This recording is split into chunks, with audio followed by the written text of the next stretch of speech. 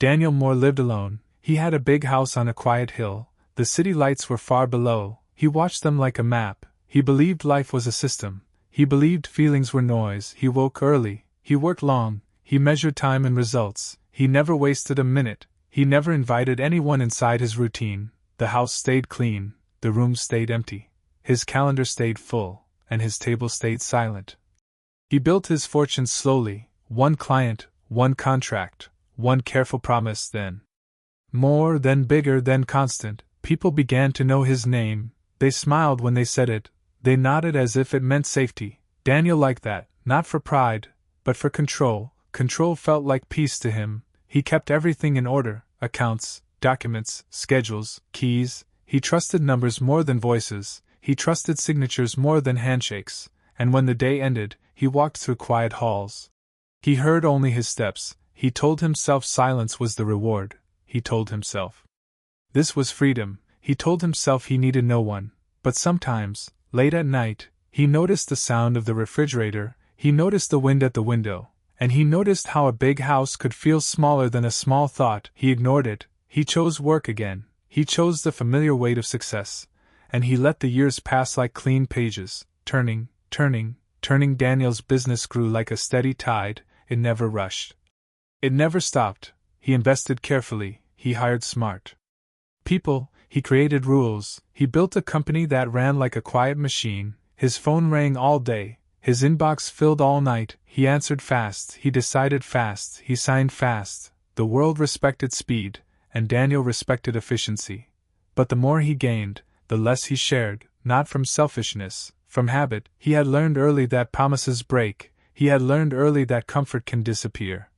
He had learned early that only effort stays. So he kept pushing. He kept climbing. He kept adding zeros. And the house on the hill became a symbol. People talked about it. They imagined parties. They imagined luxury. But Daniel hosted no one. He did not play music. He did not keep extra plates. He did not own a second toothbrush for a guest. He owned a gym nobody used, a theater nobody watched, and a dining room nobody filled. He sometimes stood in that dining room. He looked at the chairs.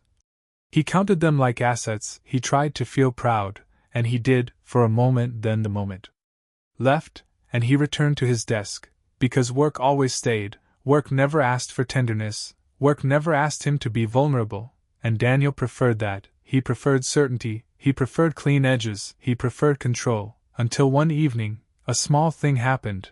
And small things can open big doors. It was a charity event. Daniel attended for business reasons. He wore a calm smile. He shook hands. He listened. He nodded. He said the right lines. Then he stepped away from the crowd. He wanted quiet. He wanted air. He reached a balcony. He saw the city.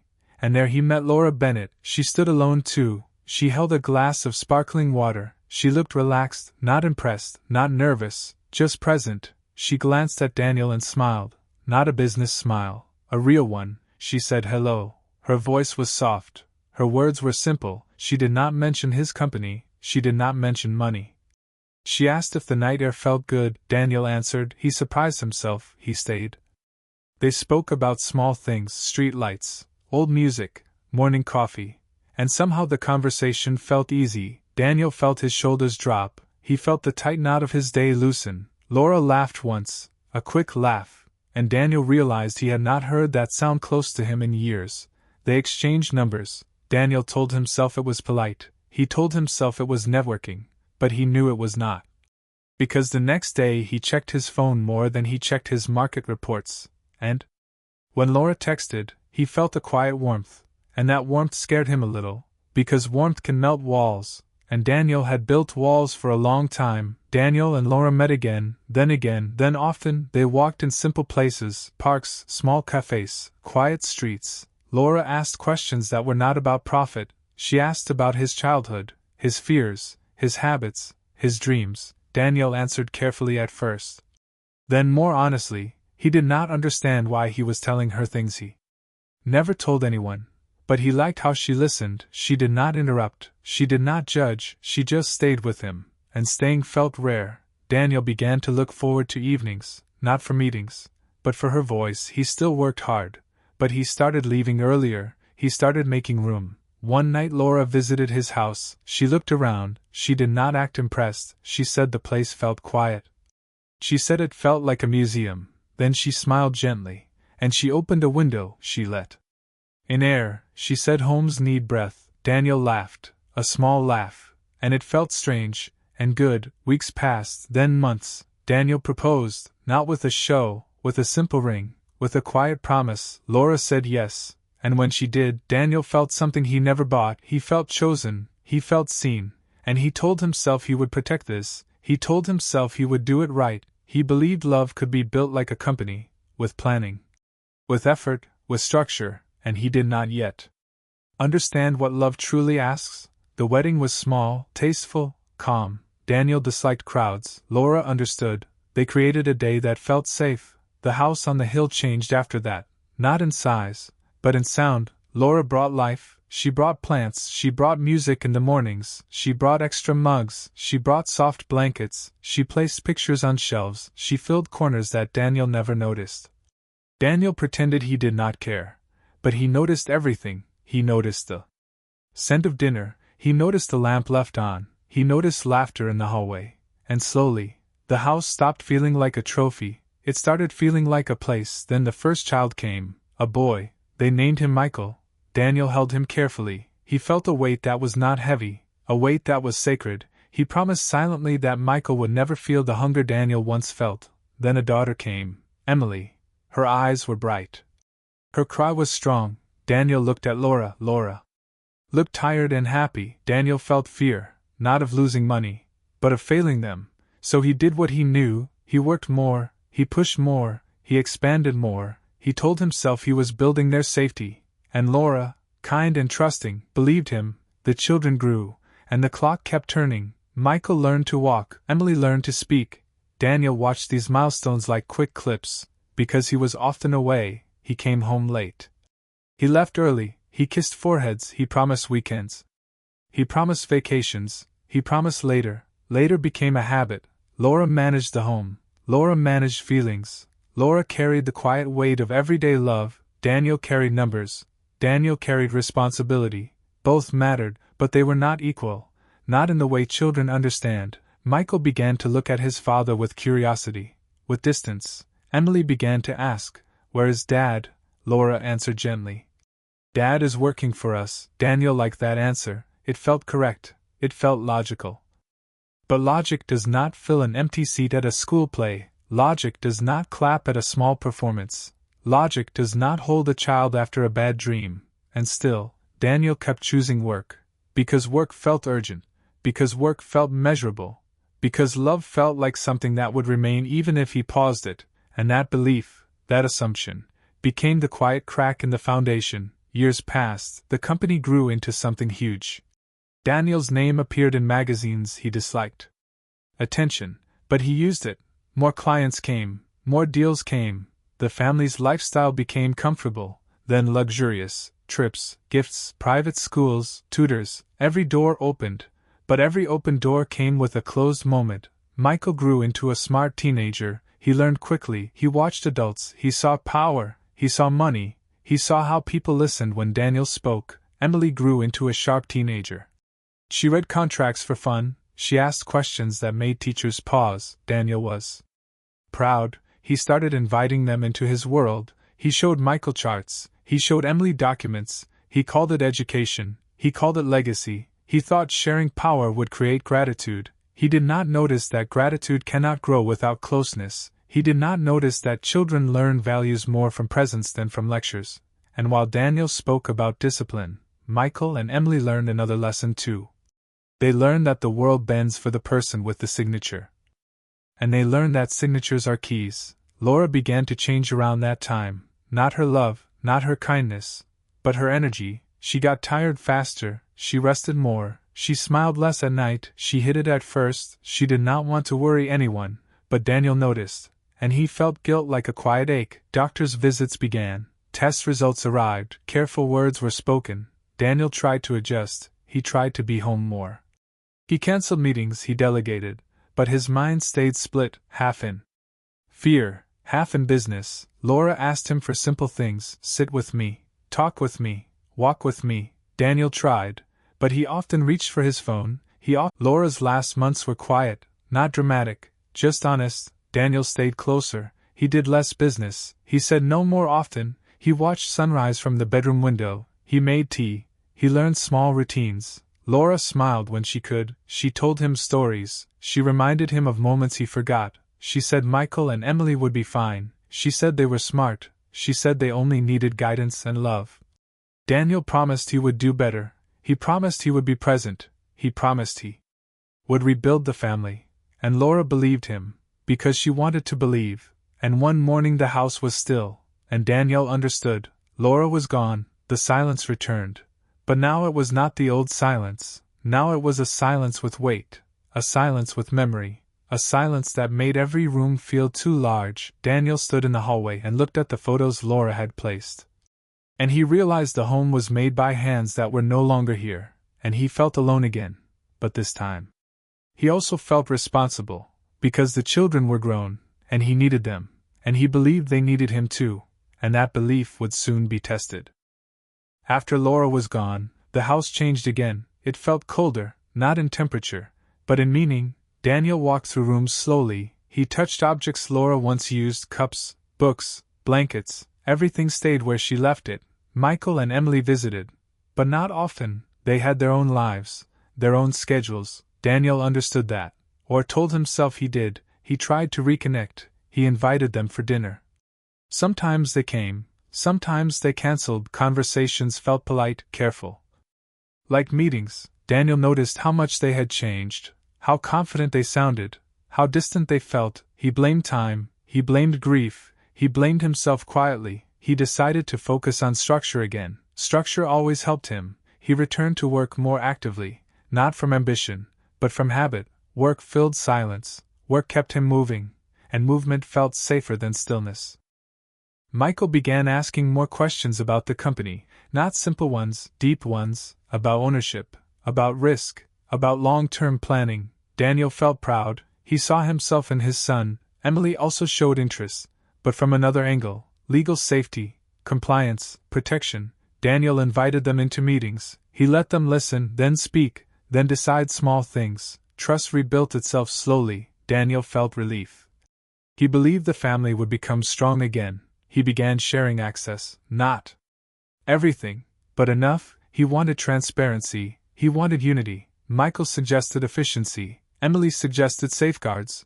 Their ideas sounded smart, modern, responsible. Daniel signed approvals, he delegated more, he rested more. He believed this was balance, he believed this was growth. He did not notice that control was shifting, not forcefully, but smoothly, like sand moving under calm water.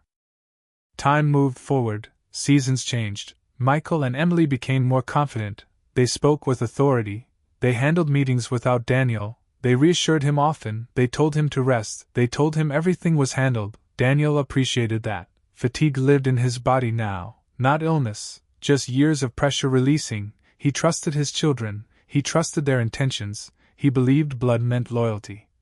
Documents increased, signatures were requested more often. Daniel skimmed, he trusted names, he trusted voices he had known since childhood. He signed, not once, but many times. Each signature felt small, each one felt reasonable. Daniel did not see the full picture, because no one shows the full picture when they are taking something piece by piece. Communication changed slowly. Michael stopped calling every day, Emily sent emails instead of visiting. Daniel noticed but did not confront. He disliked conflict, especially now. He wanted peace, he wanted family, he wanted stability. Advisors changed, lawyers spoke in careful language. Everything was correct, everything was proper. Daniel tried to access certain accounts one morning, the system denied him. He assumed it was an error. He called Michael, no answer. He called Emily, she said she would check. Hours passed, then days. Responses became delayed, explanations became complicated. Daniel felt a tightness in his chest, not fear, but confusion, the kind of confusion that feels unreal, like waking up in the wrong room. Letters arrived, official letters, respectful letters. They explained changes, transitions, restructures, ownership shifts. Everything sounded reasonable, everything sounded final. Daniel read slowly, his hands steady, his mind sharp. the truce settled quietly. The company was no longer his, the assets were reassigned, the control was gone, everything had been approved, everything had been signed by him. Daniel sat at the table Laura once filled with warmth. He felt no anger, no urge to shout. Just a heavy understanding. He had trusted without watching, he had given without presence, he had assumed love protected loyalty, and assumptions are fragile things. Daniel called his children. This time they answered, voices calm, professional, distant. They explained their reasons: risk management, future security, efficiency. They said it was better this way. They said he would be taken care of. Daniel listened. He asked simple questions. Are we still family? Silence followed, then careful words, words without warmth, words without memory. Daniel thanked them, not sarcastically, sincerely.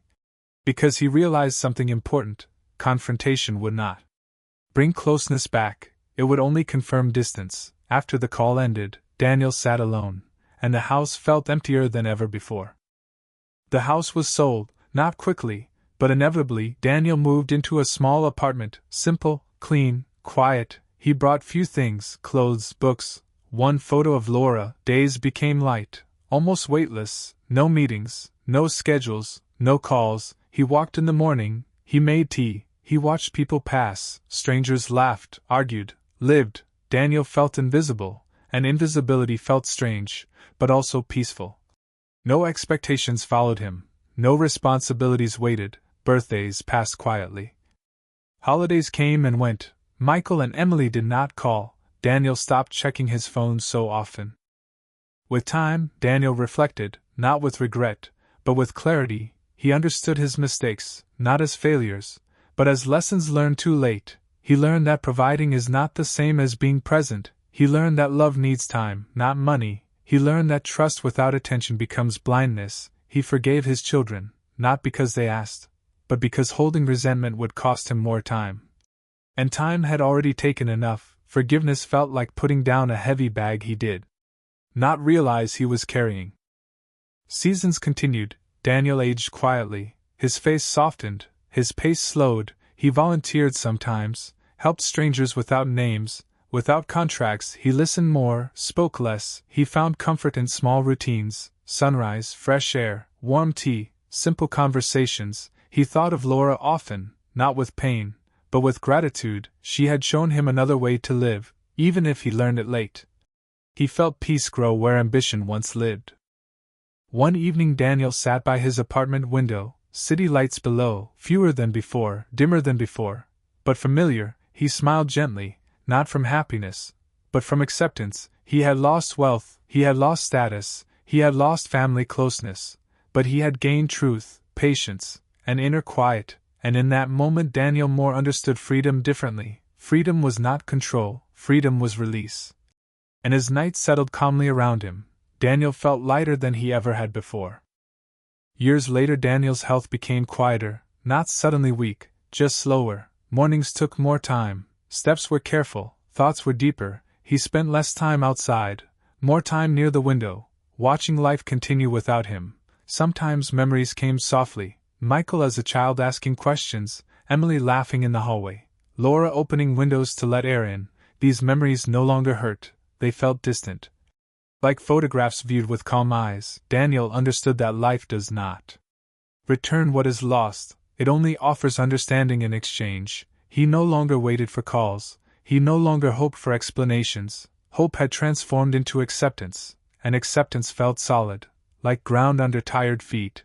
Daniel prepared quietly. He organized what little he owned. He wrote no letters of blame. He left no instructions of regret. He believed every person must face their own mirror in time.